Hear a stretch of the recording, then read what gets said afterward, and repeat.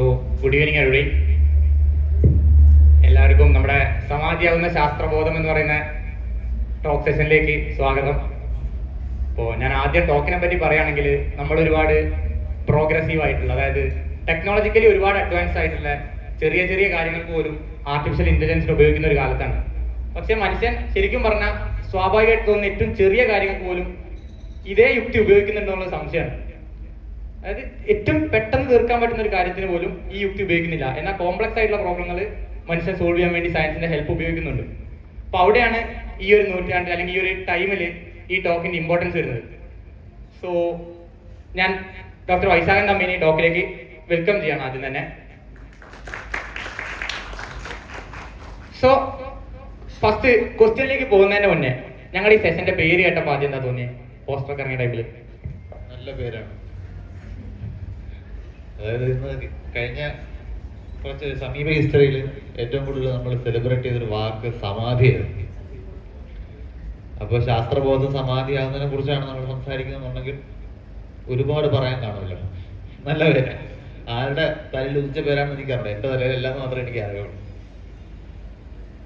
So അതന്നെയാണ് topic. അതായത് സമാധി എന്ന് പറയുന്ന വാക്ക് നമ്മുടെ നാട്ടിൽ ഇപ്പോ ഒരു 2ാം ക്ലാസ് തൊട്ടുള്ള എല്ലാ കുട്ടിയും കേട്ടിട്ടുണ്ടാവും. അത്രയും സോഷ്യൽ മീഡിയ സെലിബ്രേറ്റ് ചെയ്തൊരു വാക്കാണ്. എന്നാൽ അതിന്റെ ഒപ്പം നമ്മൾ പറഞ്ഞൊരു വാക്കാണ് ശാസ്ത്രബോധം. അത് കേട്ടിട്ടുണ്ടെങ്കിലും അതെന്താണ് എന്നുള്ളത് പലർക്കും അറിഞ്ഞിട്ടില്ല. അപ്പോൾ ഒരുപാട് കാലമായിട്ട് ഈ ഒരു മേഖലയിൽ സയൻസ് പ്രൊമോട്ടർ അല്ലെങ്കിൽ ഒരുപാട് സെഷൻസ് ഡെലിവറി ചെയ്യുന്നു, ഒരു സയൻസ് അധ്യാപകനാണ്.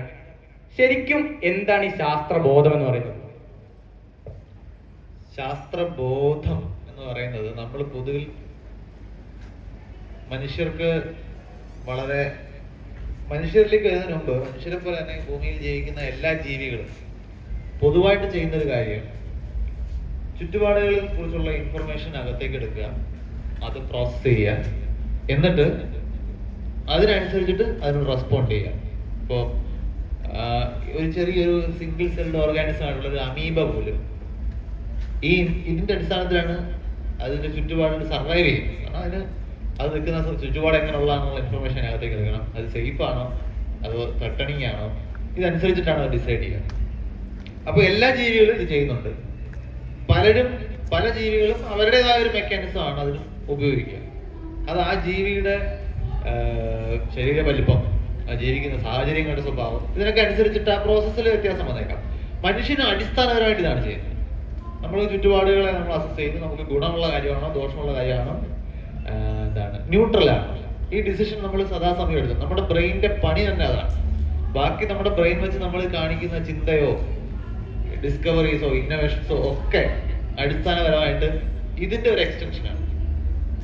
അപ്പോൾ ഇതിന് നമുക്ക് മനുഷ്യനെ പോലെ ഇത്രയും കോഗ്നിറ്റീവ്ലി അഡ്വാൻസ്ഡ് ആയിട്ട് ഒരു ജീവിയെ സംബന്ധിച്ചിടത്തോളം ഇതിൽ വളരെയധികം പ്രാധാന്യം വഹിക്കുന്ന ഒരു കാര്യമാണ് അയാളുടെ കോൺഷ്യസ്നെസ് അല്ലെങ്കിൽ ബോധം എന്ന് പറയുന്നത്.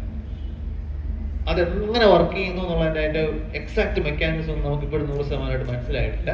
പക്ഷേ കഴിഞ്ഞ ഒരു 10-30 വർഷത്തിനിടയിൽ അതിന് മുമ്പുണ്ടായിരുന്നതിനേക്കാൾ എത്രയോ മടങ്ങും കാര്യങ്ങൾ നമ്മൾ മനസ്സിലാക്കി എടുത്തിട്ടുമുണ്ട്.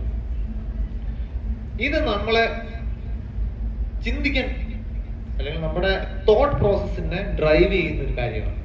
നമ്മളൊരു കാര്യത്തോടെ എങ്ങനെ പ്രതികരിക്കുന്നു എന്നുള്ളത്. അത് കാര്യം എന്ന് പറഞ്ഞാൽ ഒരു സോഷ്യൽ സിറ്റുവേഷൻ ആയിക്കൊള്ളട്ടെ, ഒരു ഫിസിക്കൽ സിറ്റുവേഷൻ, നമുക്ക് പെട്ടെന്ന് അലർട്ട് ആകേണ്ട ഒരു സിറ്റുവേഷൻ, അല്ലെങ്കിൽ നമുക്ക് സന്തോഷം തരുന്ന റിവാർഡിങ് ആയിട്ടുള്ള എന്തെങ്കിലും സംഗതിയാണോ, ഇതിനോട് നമ്മൾ എങ്ങനെ പ്രതികരിക്കുന്നു എന്നുള്ളത് നമ്മുടെ ഈ തോട്ട് പ്രോസസ്സും എല്ലാം ചേർന്നാണ് തീരുമാനിക്കുന്നത്. ഇതിൽ മനുഷ്യനെ മറ്റു ജീവികളിൽ നിന്ന് വ്യത്യസ്തമാക്കുന്ന ഈ തോട്ട് എന്ന് പറയുന്ന കാര്യത്തെ അടുത്ത ലെവലിലേക്ക് കൊണ്ടുപോകുന്ന ഒരു പ്രധാനപ്പെട്ട മസ്തിഷ്ക ഭാഗം ഡീപ് ഫ്രണ്ട് ഭാഗമാണ്, നമ്മൾ പ്രീ ഫ്രോണ്ടൽ കോർട്ടെക്സ് എന്ന് പറയുന്ന ഭാഗം. നമ്മുടെ ക്ലോസ് ജനറ്റിക് കസിൻസ് ആയിട്ടുള്ള ചിമ്പാൻസീസോ ഒക്കെ നമ്മൾ നോക്കിക്കഴിഞ്ഞാൽ നമ്മളിൽ നിന്നുള്ള പ്രധാന വ്യത്യാസം ഈ ഉന്തിയ നെറ്റിയാണ് നമ്മുടേത്. അതായത് ഈ ഭാഗത്താണ് ബ്രെയിനിന്റെ ഈ പ്രീ ഫ്രോണ്ടൽ കോർട്ടെക്സ്. അതാണ് നമ്മളെ ഈ ഭയങ്കര ബുദ്ധിജീവികളൊക്കെ ആക്കി മാറ്റുന്ന നമ്മുടെ ബ്രെയിനിന്റെ ഈ ഭാഗം. ഇപ്പൊ 2 രീതിയിലാണ് നമ്മൾ ഇൻഫർമേഷൻ ശേഖരിച്ചു വെക്കുന്നത്. ഒന്ന് നമ്മൾ വെറുതെ ഓർത്ത് വെക്കാം, അല്ലെങ്കിൽ നമ്മളത് പഠിക്കാം. നമ്മൾ പൊതുവിൽ സ്കൂളിൽ പോകുമ്പോഴോ കോളേജിൽ പോകുമ്പോഴോ പഠിക്കുന്നു എന്ന് നമ്മൾ പറയുമെങ്കിൽ അൺഫോർച്ചുനേറ്റ്ലി പലപ്പോഴും ചെയ്യുന്നത് നമ്മൾ മെമ്മറൈസ് ചെയ്യാണ് ചെയ്യുന്നത്. ഈ മെമ്മറൈസേഷനിൽ ഈ പ്രീ ഫ്രോണ്ടൽ കോർട്ടെക്സിന് വലിയ റോളൊന്നുമില്ല. പ്രീ ഫ്രോണ്ടൽ കോർട്ടെക്സിന് റോൾ വരുന്നത് ലേണിങ്ങിലാണ്. നമുക്ക് മെമ്മറൈസ് ചെയ്യാൻ റിപ്പീറ്റഡ് എക്സ്പോഷർ മതി. നമ്മളതാണ് റോട്ട് ലേണിംഗ് എന്ന് പറയുന്നത്. നമ്മൾ വായിച്ച് ബ്രെയിനിന്റെ ചില സർക്യൂട്ടുകൾ സ്ട്രോങ് ആവും. അപ്പൊ അത് പെട്ടെന്ന് ഓർത്തെടുക്കാൻ പറ്റും. റീകോളിംഗ് എന്ന് പറയുന്ന പ്രോസസ് എളുപ്പമാണ്. പക്ഷെ ഈ പ്രീഫ്രോണ്ടൽ കോർട്ടക്സും കൂടെ ഇൻവോൾവ് ആകുമ്പോഴത്തേക്കും പുതിയ കുറെ കണക്ഷൻസ് അവിടെ ഉണ്ടാവും. അങ്ങനെയാണ് നമ്മൾ ഇൻസൈറ്റ് ബിൽഡിംഗ് എന്നൊക്കെ പറയുന്നത്. നമ്മൾ പുതിയൊരു കാര്യം അകത്തേക്ക് എടുക്കുമ്പോൾ നമുക്ക് ഓൾറെഡി നമ്മുടെ അവബോധത്തിന്റെ ഭാഗമായിട്ടിരിക്കുന്ന ഭാഗം അതുമായിട്ട് കണക്ട് ചെയ്തിട്ട് ഇന്റഗ്രേറ്റ് ചെയ്താണ് നമ്മൾ എടുക്കുന്നതെങ്കിൽ അത് ലേണിംഗ് ആണ്. നമ്മൾ സയൻസ് പഠിക്കുന്നത് ഇന്റഗ്രേറ്റ് ചെയ്താണെങ്കിൽ അത് നമ്മുടെ ബോധത്തിന്റെ ഭാഗമായിട്ട് മാറും. അങ്ങനെ സയൻസ് നമ്മുടെ ബോധത്തിന്റെ ഭാഗമാകുകയും നമ്മുടെ തോട്ട് പ്രോസസ്സിനെയും നമ്മുടെ അപ്രോച്ചസിനെയും ഒക്കെ അത് ഇൻഫ്ലുവൻസ് ചെയ്യുകയും ചെയ്യുകയാണെന്നുണ്ടെങ്കിൽ അപ്പോൾ നമുക്ക് ഉണ്ടായി എന്ന് പറയുന്ന സംഗതിയാണ് ശാസ്ത്രബോധം. അല്ലെങ്കിൽ നമുക്ക് കുറെ കാര്യങ്ങൾ ഓർത്ത് വെക്കാം, ചിലപ്പോൾ അത് റിപ്പീറ്റ് ചെയ്യാൻ നമുക്ക് പറ്റുമായിരിക്കും, ഒരു ലിമിറ്റഡ് സെൻസിൽ നമുക്കത് അപ്ലൈ ചെയ്യാൻ പോലും പറ്റുമായിരിക്കും. പക്ഷെ നാച്ചുറലി നമ്മുടെ ഈ ലോകത്തെ കുറിച്ച് ചിന്തിക്കുന്നതിലോ നമ്മൾ എങ്ങനെയാണ്, നമ്മൾ എന്താണ്, നമ്മുടെ എൻറ്റിറ്റി എന്താണ്, ചുറ്റുപാട് എങ്ങനെയാണ് പ്രവർത്തിക്കുന്നത്, ഇതിന്റെ ഒരു ഹോൾസം പിക്ചർ ഉണ്ടാക്കിയെടുക്കുന്നതിലോ നമുക്കൊരു പരസ്പരം കണക്ഷൻ ഈ അറിവുകളിൽ നിന്ന് നമുക്ക് ഉണ്ടാക്കിയെടുക്കാൻ പറ്റിയിട്ടില്ല എന്നുണ്ടെങ്കിൽ നമ്മുടെ ശാസ്ത്രബോധത്തിന്റെ കാര്യത്തിലാണ് അവിടെ നമുക്ക് വീഴ്ച പറ്റിയിരിക്കുന്നത്. ഇതാണ് അടിസ്ഥാനം. ഇത് നമുക്ക് മാത്രമല്ല, ഇപ്പൊ നമ്മൾ ചരിത്രബോധം എന്ന് പറഞ്ഞൊരു ഭാഗം, സെൻസ് ഓഫ് ഹിസ്റ്ററി. അതായത് ഇപ്പൊ നമുക്ക് സ്കൂളിലൊക്കെ നമ്മൾ ഹിസ്റ്ററി കുറേ റോഡ് ലേണിംഗ് ആണ് ചെയ്യുന്നത്. ഏത് വർഷം ആർക്ക് ഏത് രാജ്യത്തിന് സ്വാതന്ത്ര്യം കിട്ടി, ആരാണ് ആദ്യത്തെ പ്രധാനമന്ത്രി, ഓരോ സമയത്ത് എന്തൊക്കെ വിപ്ലവങ്ങൾ ഉണ്ടായിട്ടുണ്ട്, ഇതെല്ലാം നമ്മൾ റോഡ് ലേണിംഗ്. പിന്നെ അതിന് മുമ്പോട്ട് പോയി കഴിഞ്ഞാൽ ഏതൊക്കെ രാജാക്കന്മാർ ഏതൊക്കെ സമയത്ത് ഭരിച്ചിരുന്നു, അവർ ഏതൊക്കെ നാണയങ്ങൾ ഇറക്കി, ഇങ്ങനെ ഒരുപാട് കാര്യങ്ങൾ നമ്മൾ റോഡ് ലേൺ ചെയ്ത് വെക്കും. പക്ഷേ നമ്മൾ ഇന്നത്തെ ഒരു സോഷ്യൽ സിറ്റുവേഷനെ കുറിച്ച് നമ്മൾ അഭിപ്രായം പറയുമ്പോൾ നമ്മുടെ നാട് എവിടെ നിന്നാണ് ഇവിടെ എത്തിയത്, പണ്ട് എന്തൊക്കെ നടന്നിട്ടാണ് ഇന്ന് ഈ കാണുന്ന രീതിയിലേക്ക് നമ്മുടെ നാട് മാറിയത് എന്നറിയാവുന്ന ഒരാളിന്റെ അഭിപ്രായം ആണ് ചരിത്രബോധമുള്ള ആളുടെ അഭിപ്രായം. മറ്റേ ഇതെല്ലാം കാണാൻ പഠിച്ചു വെച്ചിട്ട് ഇതൊന്നും അറിയാത്തവരാണ് സംസാരിക്കുന്നുണ്ടെങ്കിൽ ചരിത്രബോധം ഇല്ല എന്ന് പറയും. അപ്പൊ ഇതാണ് അടിസ്ഥാനം. ചരിത്രബോധം, കലാബോധം, നർമ്മബോധം എന്ന് പറഞ്ഞ എല്ലാ ബോധവും പോലെ നമ്മുടെ ചിന്തകളെ സ്വാധീനിക്കുന്ന, നമ്മളൊരു കാര്യത്തെ എങ്ങനെ സമീപിക്കുന്നു എന്ന രീതിയിൽ സ്വാധീനം ചെലുത്തുന്ന ഒന്നായി നമ്മുടെ അറിവ് മാറുമ്പോഴാണ് ആ ബോധം നമുക്ക് ഉണ്ടായിരുന്നത്.